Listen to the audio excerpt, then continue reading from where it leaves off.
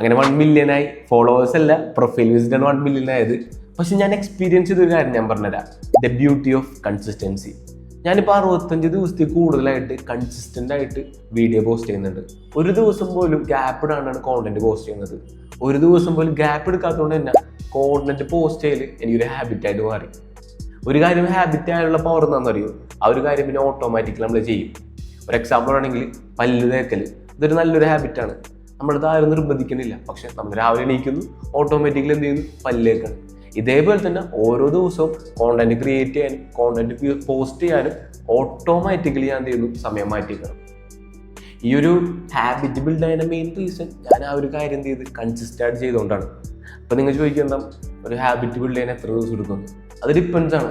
ചിലപ്പോൾ 21 ദിവസം എടുക്കും, ചിലപ്പോൾ 66 ദിവസവും പിടിക്കും, ചിലപ്പോൾ 254 ദിവസം വരെയും പിടിക്കാം. ബട്ട് ഹാബിറ്റ് ഫോം ആയിട്ടുണ്ടെങ്കിൽ അതിൻ്റെ പവർ നിങ്ങൾക്ക് എക്സ്പീരിയൻസ് ചെയ്യാൻ പറ്റും.